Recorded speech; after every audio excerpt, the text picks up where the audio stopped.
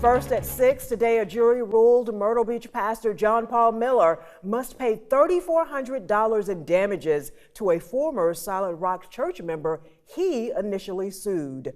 Thanks for joining us at 6. I'm Trish Williford. And I'm Edward Moody. This was part of a string of lawsuits Miller filed against more than 30 supporters and protesters, accusing them of harassment. Miller gained national attention after police say his wife Micah died by suicide in April 2024 at a North Carolina state park, just days after she filed for separation. Claims arose that Miller abused Micah and was having an affair. The FBI searched his home last fall and he was arrested last year, accused of assaulting a protester. News 13's Adriana Lawrence was in court for the trial and tells us what led to this verdict. What was supposed to be a one-day civil jury trial turned into a 12-hour process. Now, after the jury had a few questions, they decided at 10:43 a.m.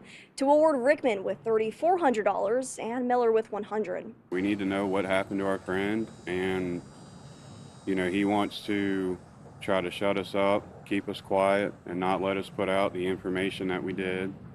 And I just wasn't going to stand for it. Rickman used to be a friend of John Paul and Micah Miller and played for the church's band, but Rickman says their friendship took a turn after Micah died in a way he says he does not believe. Miller accused Rickman of harassment by his presence at Justice for Micah protest held outside Miller's now former Solid Rock church in the Market Common. Rickman counterclaimed, accusing Miller of abusive process, defamation, and actual damages.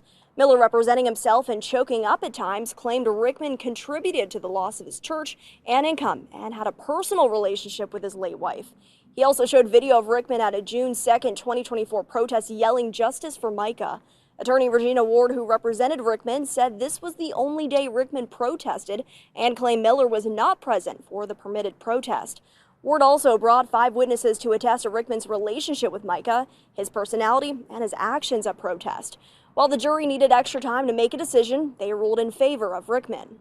To come here yesterday and today and have 30, 40 people behind me and supporting me, it really does. That's a win in itself, and I think it showed the jury and the court system that I'm not what he painted me out to be. We asked Miller before and after court on Monday and Tuesday for comment, but he declined to speak to News 13. Any comment today post court?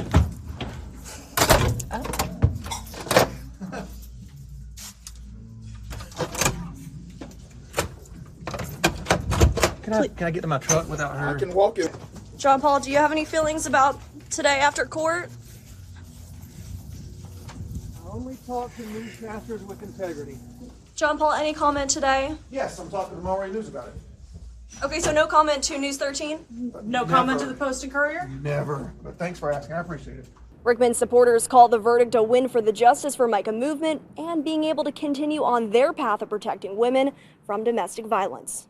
More women, like Sandra said, are becoming aware of what coercive control is and realizing they don't have to live that life of being controlled by their partner, and we're done.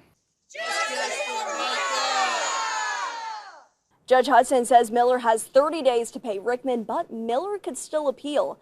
Attorney Ward says their next avenue will determine if Miller will have to pay some of the $28,000 in attorney fees. In Myrtle Beach, Adriana Lawrence, News 13.